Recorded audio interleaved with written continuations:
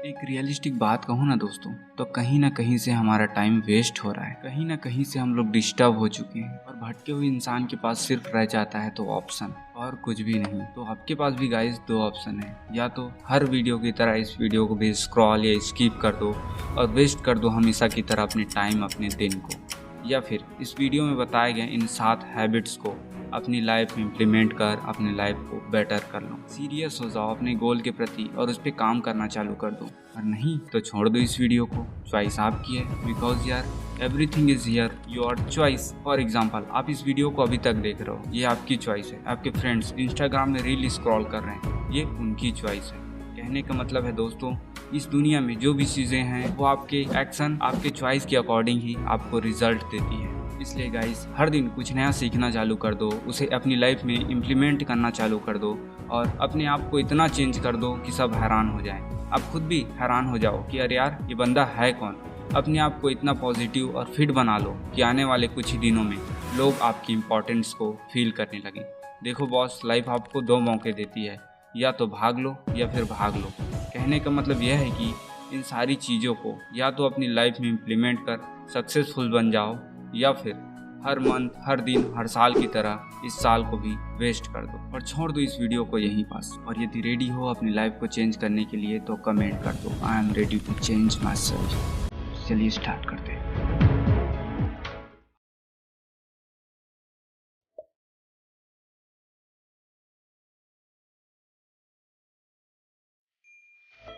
आपने एक नाम तो जरूर सुना होगा, गौरव गोपाल दास। नहीं जानते? मैं आपको बताता हूँ। इनकी बुक लाइफ अमेजिंग सीक्रेट में ये कहते हैं कि don't grow through life, go through life. और ऐसा करने का सबसे सिंपल तरीका है आपकी हैबिट्स। मैं तो कहता हूँ हैबिट ही है जो आपको अभी तक रोक के रखी है। तो बॉस 21 दिनों तक इन हैबिट्स को आंख बंद करके फॉलो करो, और मैं दावे के साथ कह सकता हूँ कि 21 दिनों के बाद अपने आप को कंपेयर कर लेना, इस पिछले कंपैरिजन के मुकाबले अपने आप को बेटर ही पाओगे। Without delay time let get started.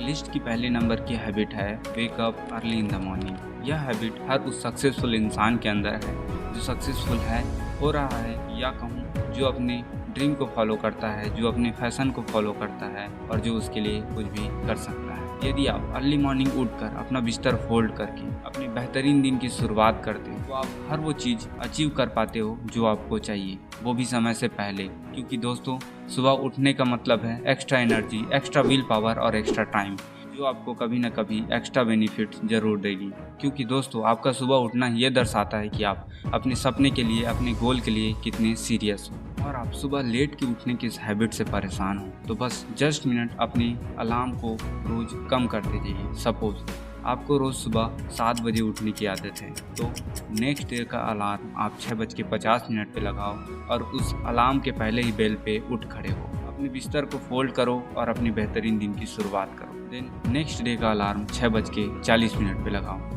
ऐसा करते करते आपको रिजल्ट दिखने लगेगा और आप अपने इस देर के उठने की हैबिट्स को लीव कर जाओगे। हमारी लिस्ट की दूसरे नंबर की हैबिट है do your important thing first.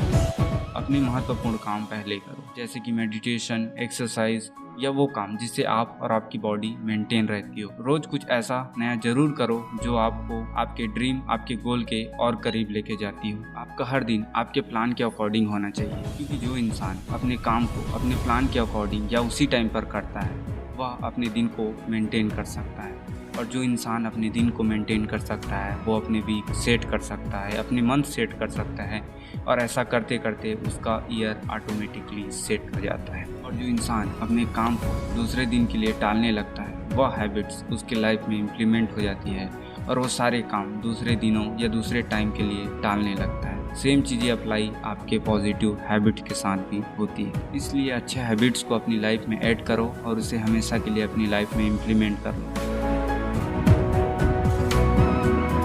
List की तीसरे नंबर की हैबिट है ऑलवेज कीप लर्निंग। हमेशा कुछ न कुछ सीखते रहो। यह एक ऐसी तगड़ी आदत है ना जो हर एक सक्सेसफुल इंसान के अंदर होती है, चाहे वो क्रिकेट के महेंद्र सिंह धोनी हो या फुटबॉल के किंग क्रिस्टियानो रोनाल्डो, या हर वो शख्स जो अपनी फील्ड का बादशाह। वह हमेशा अपनी गोल के लिए कुछ न कुछ एक्सपेरिमेंट करता रहता है, कुछ न कुछ नया सीखता रहता है जो उसे बाकी इंसानों से अलग बनाता है। चाहे आप एक दिन में एक लाइन ही क्यों ना सीखो, बट पॉइंट इज द रोज कुछ नया सीखो। देखो बॉस, दुनिया में नॉलेज की कमी नहीं है, लेकिन जिस फील्ड में आप ग्रेटेस्ट ऑल टाइम बनना चाहते हो उसके बारे में हमेशा कुछ न कुछ नया सीखते रहो, एक्सपेरिमेंट करते रहो। क्या पता आप इस प्रोसेस में कुछ ऐसा अचीव कर जाओ, ऐसा सीख जाओ जो आपको क्रिएटर्स की हाई स्टेज तक पहुंचा दे। So guys, never no, always keep learning. हमारे लिस्ट के चौथे नंबर की हैबिट है टॉक लेस लिसन मोर। भगवान ने हमें 2 कान और 1 मुंह दिया है, क्यों? ताकि हम बोले कम और सुने ज़्यादा। देखो बॉस, ज़्यादा सुनने वाले कभी नुकसान में नहीं होते, वह हमेशा कुछ ना कुछ नया सीखते रहते हैं। आपका एक्स्ट्रा ना बोलना मतलब आपकी एक्स्ट्रा एनर्जी का वेस्ट ना होना, किसी के मुंह ना लगना, या फिर कहूँ किसी से उलझना नहीं। इसलिए कम बोलने वाले और ज़्यादा सुनने वाले इंसान हमेशा बेनिफिट्स में होते हैं। बॉस, जब कोई इंसान कम बोलता है ना, तो उसके अंदर की सोचने की प्रोसेस, या यूँ कहूँ तो विल पावर इंक्रीज होने लगती है। वह खुद से हमेशा कनेक्ट रहता है और उसके अंदर के थॉट्स इतने पावरफुल हो जाते हैं कि वह टफ से टफ सिचुएशन को भी इजीली डील कर जाता है। इसका एक क्लासिक एग्जांपल है MS धोनी। तो बोलो कम और सुनो ज़्यादा। हमारी लिस्ट की 5वें नंबर की हैबिट है लर्न टू से नो।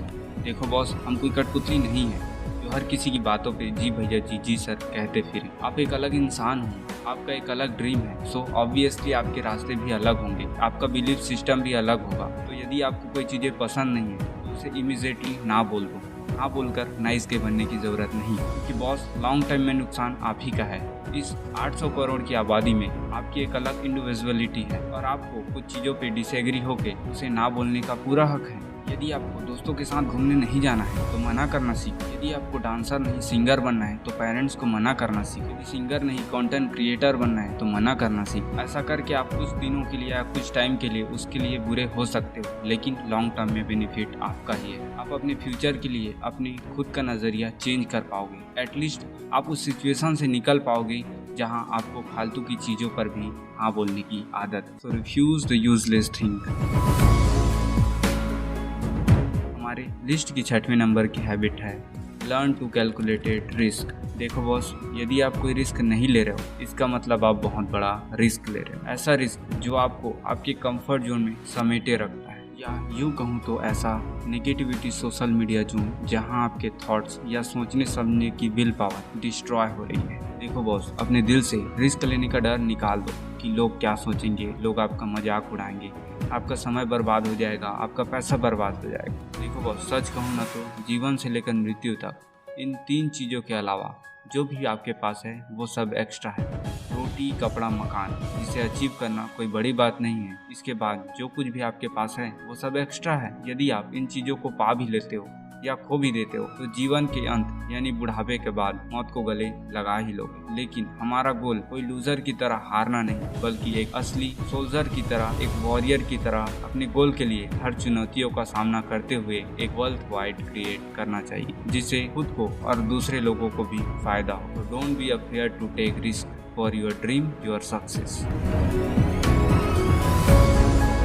लिस्ट की 7वें नंबर की हैबिट है अंडरस्टैंड योर सेल्फ। क्या आप एक दिन में एटलीस्ट 10 मिनट ये सोचते हो कि आप पहले कहाँ थे, अब कहाँ हो और आपको जाना कहाँ है? आप अपने प्रेजेंट को कैसे मैनेज करते हो और उस पर कितना फोकस देते हो? या फिर यूँ कहूँ तो अपने फ्यूचर के लिए जो आपके प्रेजेंट पर ही डिपेंड करता है उसे किस तरह से मैनेज करते हो? देखो बॉस, जितना फोकस आप अपने प्रेजेंट पे करोगे ना उतना ही ब्राइट आपका फ्यूचर होगा। या फिर यूँ कहूँ तो जितना टाइम आप प्रेजेंट में खुद को देते हो ना उसके अकॉर्डिंग ही आपको फ्यूचर में रिजल्ट दे। बट आप फ्यूचर के अच्छे रिजल्ट के लिए काम कर रहे हो ना तो ये आपको सिर्फ 60% ही काम करेगा। देखो बॉस, कहने का मतलब ये है कि यदि आप अच्छे रिजल्ट के लिए वर्क कर रहे हो, यदि उसके अकॉर्डिंग आपको रिजल्ट नहीं मिला तो कहीं ना कहीं आप नर्वस हो जाओगे। इसलिए बॉस, अपने प्रेजेंट को एंजॉय करते हुए या यूँ कहूँ तो रिजल्ट की परवाह ना करते हुए उस पर काम करो। देखो बॉस, आपके अलावा आपको कोई नहीं समझ सकता, यदि समझ भी जाए तो जो थॉट्स, जो फीलिंग अभी आपके मन में चल रही है वो आपके अलावा